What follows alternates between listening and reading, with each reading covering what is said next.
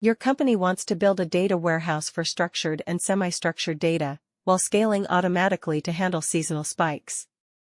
Options: A. Use DynamoDB for the data warehouse.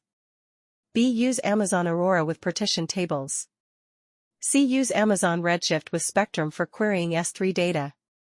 D. Use Amazon RDS with RED replicas. Correct answer: C. Use Amazon Redshift with Spectrum for querying S3 data. Explanation: Redshift is purpose-built for data warehousing, and Redshift Spectrum can directly query semi-structured data stored in S3. Why not other options? Option A. DynamoDB is for NoSQL workloads, not data warehousing. Option B. Aurora doesn't scale as well as Redshift for large analytical queries. Option D. RDS with RED replicas is better suited for OLTP, not OLAP workloads. Your team manages a fleet of EC2 instances. You want to automate OS patching across all instances with minimal manual intervention. Options: A. Use AWS config with patch rules. B. Use Systems Manager, Patch Manager. C. Use an auto scaling group to replace unpatched instances. D. Use CloudFormation to enforce patch compliance.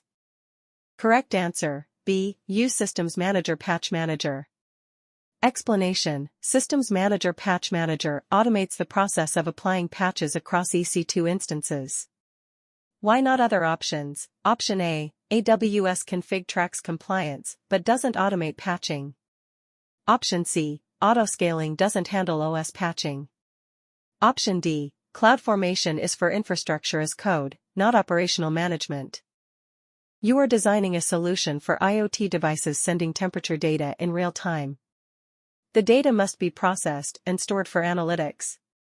Options: A. Use Amazon Kinesis data streams for ingestion and DynamoDB for storage. B. Use AWS IoT Core for ingestion and S3 for storage. C. Use SQS for ingestion and Aurora for storage. D. Use Kafka on EC2 instances for ingestion and Redshift for storage. Correct answer: B. Use AWS IoT Core for ingestion and S3 for storage. Explanation: AWS IoT Core is purpose-built for IoT data ingestion. Storing the data in S3 is cost-effective for analytics. Why not other options? Option A. Kinesis data streams isn't optimized for IoT use cases like AWS IoT Core. Option C. SQS doesn't handle real-time IoT streaming. Option D. Managing Kafka on EC2 is complex compared to fully managed IoT Core. Your application has global users and requires low-latency read operations in different AWS regions. Options: A. Use multi-AZ deployments for Amazon RDS. B. Use DynamoDB global tables. C. Use Amazon RDS read replicas in multiple regions. D. Use Elastic Cache with cross-region replication.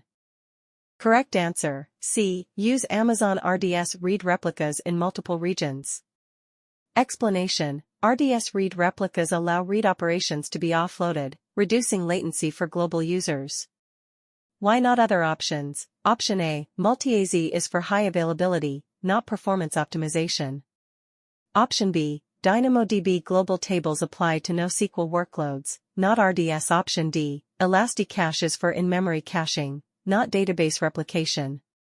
Your company has a mission-critical application running in the S East 1 region, and you need to ensure minimal downtime in case of a complete regional outage. The solution must also be cost-effective. Options: A. Use an active-active architecture across two AWS regions with Route 53 latency-based routing. B. Use an active-passive architecture with a warm standby in another AWS region. C. Use an active-active setup using multiple availability zones in a single AWS region. D. Use Amazon CloudFront with an S3 origin configured for cross-region replication. Correct answer: B. Use an active-passive architecture with a warm standby in another AWS region. Explanation: Active-passive with a warm standby is a cost-effective disaster recovery strategy where a secondary region is partially scaled and ready to scale up during a failover. Why not other options? Option A. active-active is expensive due to maintaining full infrastructure in multiple regions. Option C, active-active across multiple AZs, doesn't address a regional outage. Option D, CloudFront with cross-region replication is suitable for static content but not for mission-critical applications requiring low downtime. You have multiple AWS accounts, and your team in account A needs to access specific S3 buckets in account B securely without exposing data publicly. Options: A. Enable public access on the S3 buckets in account B. B. Use AWS organizations to share the S3 bucket directly. C. Configure an S3 bucket policy with cross-account permissions in account B. D. Use Amazon CloudFront with signed URLs for access. Correct answer: C. Configure an S3 bucket policy with cross-account permissions in account B. Explanation: bucket policies can specify cross-account permissions to allow users or roles from another account to access resources securely. Why not other options? Option A. Public access exposes the bucket to everyone, which is insecure. Option B. AWS organizations doesn't handle resource-level permissions directly. Option D. CloudFront signed URLs are for temporary access to content, not ongoing cross-account access.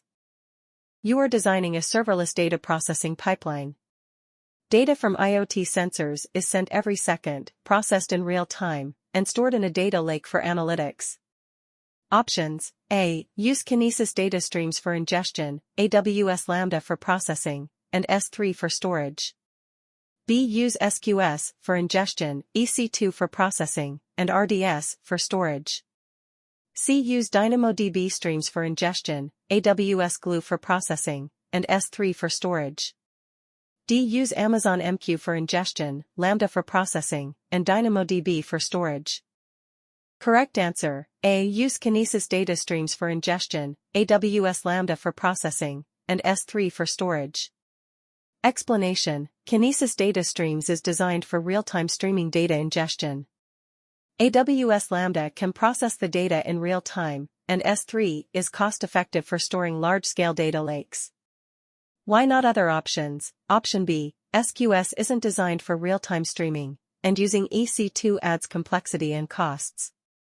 Option C. DynamoDB streams is for changes to DynamoDB tables, not general streaming. Option D. Amazon MQ is for traditional message brokers and isn't optimized for high-throughput streaming. Your e-commerce application requires a relational database with high availability, automatic backups, and failover across multiple availability zones. Options: A. Use Amazon RDS in a single AZ deployment. B. Use Amazon Aurora with multi-AZ enabled. C. Use Amazon Redshift with automated backups. D. Use DynamoDB with on-demand backup enabled. Correct answer: B. Use Amazon Aurora with multi-AZ enabled. Explanation: Amazon Aurora multi-AZ provides high availability, automated backups, and automatic failover across multiple AZs. It's optimized for performance and scalability. Why not other options? Option A. Single AZ deployment lacks failover and high availability. Option C. Redshift is a data warehouse, not a transactional database for e-commerce. Option D. DynamoDB is NoSQL and not suited for relational data. Your organization wants to host a static website that is scalable, cost-effective, and globally available. Options: A. Use EC2 instances with an auto-scaling group. B. Use S3 with CloudFront for global distribution. C. Use RDS for hosting website content.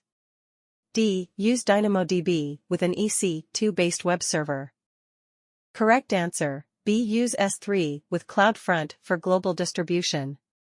Explanation: hosting the static website in S3 is highly cost-effective, and using CloudFront ensures global distribution with caching. Why not other options? Option A. Using EC2 is overkill for static content and not cost-effective. Option C. RDS is for relational databases, not hosting static websites.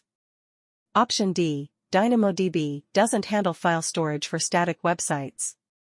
Your application processes sensitive customer data and requires encryption keys for encryption/decryption operations. You want to minimize the management overhead for keys. Options: A. Use Amazon EC2 Instance Store for key storage. B. Use AWS Secrets Manager to generate and store encryption keys. C. Use AWS Key Management Service, KMS, for managing encryption keys. D. Use S3 server-side encryption with customer-provided keys. Correct answer: C. Use AWS Key Management Service, KMS, for managing encryption keys. Explanation: AWS KMS provides a secure and scalable way to manage encryption keys with minimal operational overhead. Why not other options? Option A. EC2 Instance Store isn't secure or persistent for key storage. Option B. Secrets Manager is for storing credentials, not managing encryption keys. Option D. S3 server-side encryption with customer-provided keys requires the application to handle keys, increasing complexity.